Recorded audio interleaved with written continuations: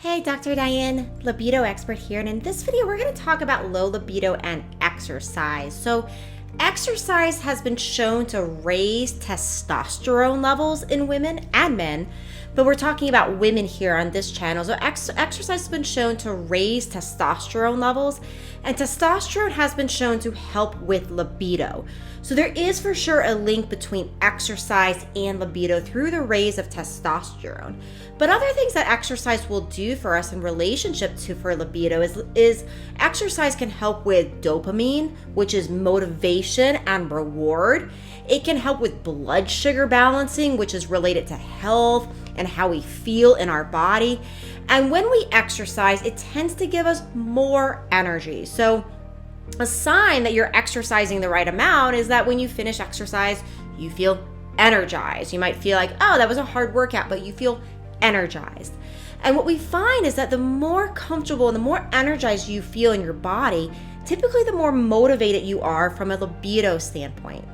This also brings up to question body image. Now, body image is a really important component of libido, and unfortunately, so many of us are inundated with airbrushing, with so much plastic surgery, with all these different things, which no judgment on these things, but we need to realize that most people that we see in magazines have had airbrushing or one of these other techniques done.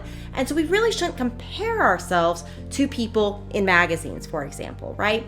So a lot of body image really can be improved by changing the way we are orienting to our body. It's very common to have body dysmorphia where we look a certain way, but when we look in a mirror, we see ourselves differently.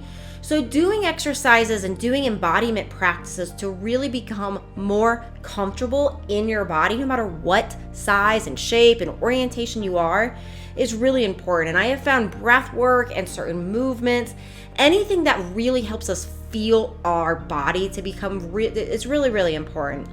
It's not uncommon that through trauma, through comparison of ourselves to others, through being different weights at different times of our life, it's not uncommon that we can feel very, very different about our body at different points of life. So, for example, at one point in my life, I was about 50 pounds heavier than I am now, and I was very, very uncomfortable with my own body, very uncomfortable with my own skin. And there's still times where I can look inside a mirror or look into a mirror and I actually see myself at that different size. So there's a way of coming back and really feeling into our bodies.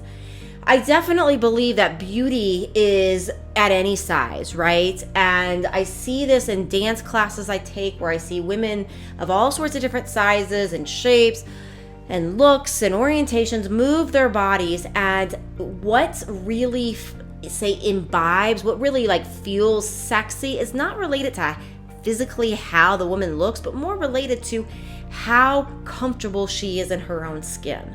So it's really becomes important to do activities that are going to help us to become comfortable in whatever skin we're in, and that can trickle into libido, right? So becoming more comfortable in your skin, becoming more comfortable in your curves, celebrating your curves.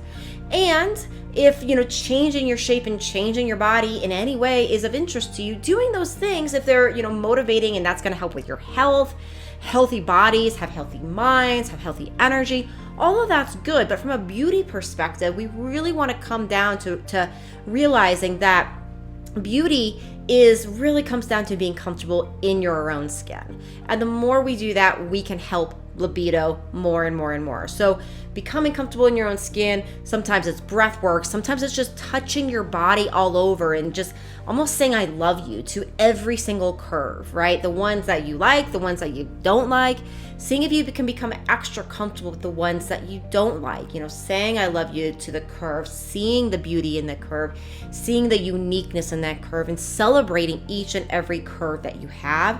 Because that curve is part of what makes you uniquely you and your femininity and all of those sorts of things, and that should be celebrated.